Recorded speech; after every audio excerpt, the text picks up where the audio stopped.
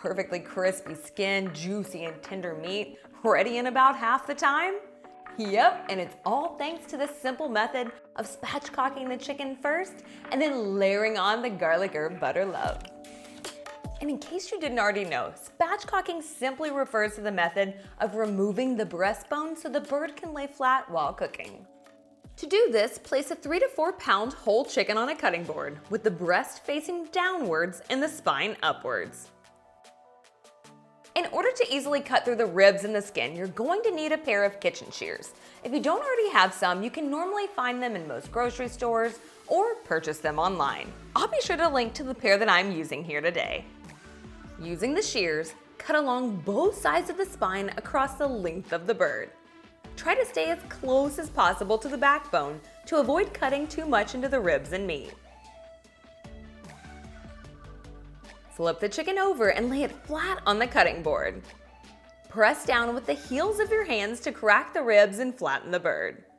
You may hear a little cracking as you do this. Place the chicken on a wire rack that is on top of a baking sheet that is lined with aluminum foil. Now that we've got the chicken prepared, it's time to whip up that garlic herb butter. So go ahead and grab a medium-sized bowl and add 5 tablespoons of softened butter. You can either use salted or unsalted, but salted is always my personal preference.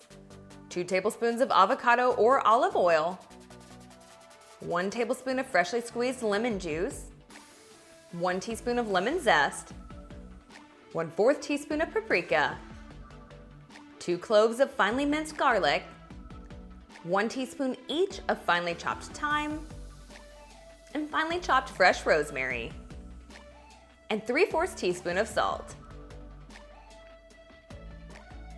Mix with a fork until everything is well combined. Separate the skin from the breast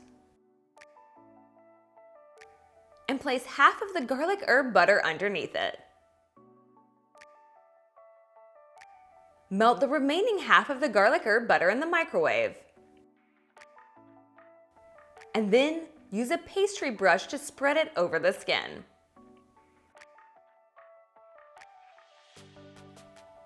Lastly, sprinkle 3/4 teaspoon of salt and half a teaspoon of black pepper over the entire chicken.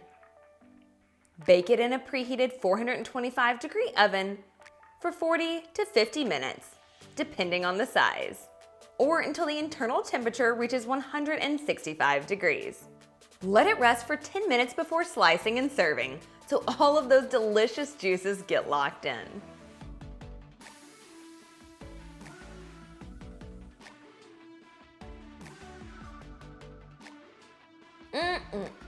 My goodness, it's so juicy and tender and bursting with that garlic and buttery herb flavor. But if you're craving some gravy to go along with it, then I have got you covered. You've got to check out this recipe right over here. Thanks so much for hanging out. I will see you in the next one.